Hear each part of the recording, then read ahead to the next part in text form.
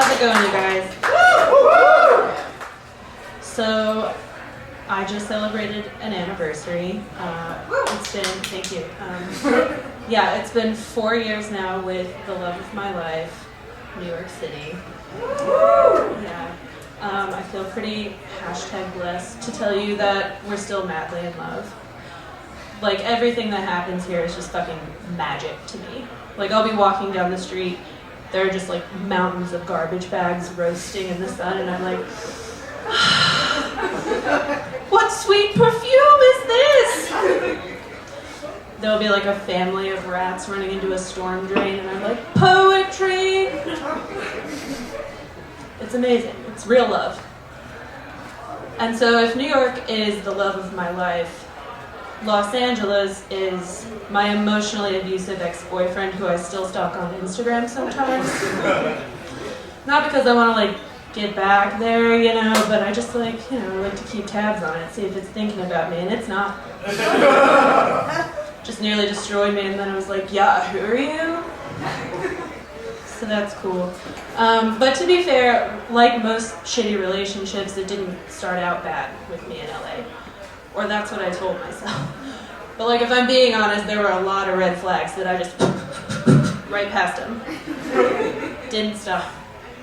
Like, for example, one time I found myself at this Die Hard themed Christmas party at a house that had no furniture in the Hollywood Hills. Don't ask me how I got there, I don't know, and frankly it doesn't matter. What matters is I'm at the top level of this massive place. I open the door to what I think is going to be a bathroom, and Pedro from Napoleon Dynamite is standing there. And like, what I thought at the time was like, oh wow, what like a cool, funny thing that just happened to me. But with just like a speck of further analysis, every part of that story is fucked up. Like, that was very clearly LA being like, yeah, it's all downhill from here, babe. And it was. But I didn't realize that, like, consciously until several months later when I saw Miley Cyrus at Trader Joe's. Which again is like, that sounds kind of cool, but let me set the scene for you. So I'm 22. I'm coming in hot after a summer of a totally unpaid internship. I have tops $15 in my bank account. I'm doing the mental math of how long I can feasibly sustain my life on a dozen eggs and a jar of cookie butter. I live with a guy who is the personification of cocaine. And I'm in the process of losing all of my worldly possessions to bedbugs.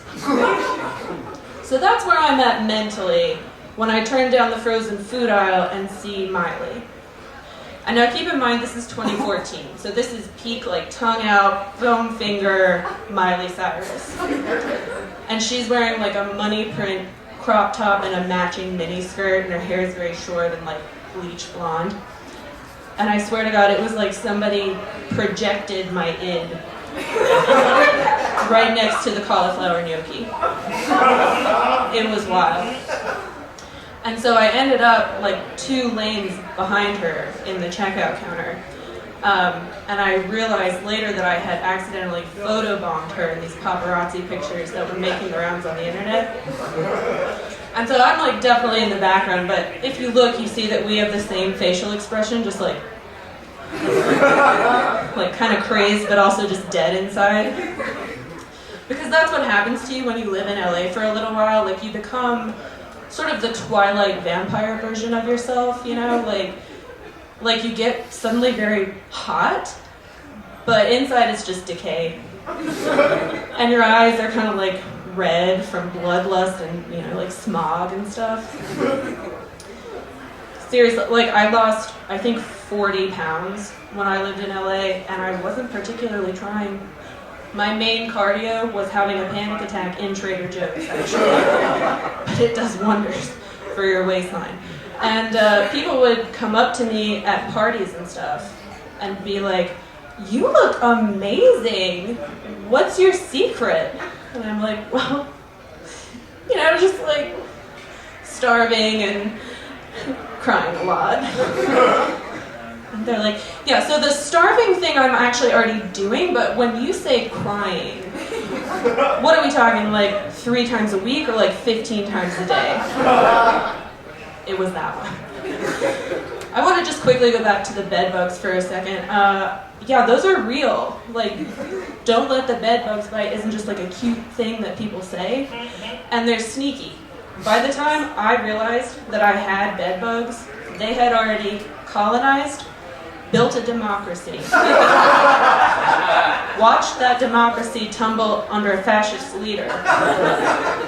And we're in the process of debating whether their primary female Democratic candidate was likable enough to get elected. You guys have been great. I'm Rachel. Have a good night.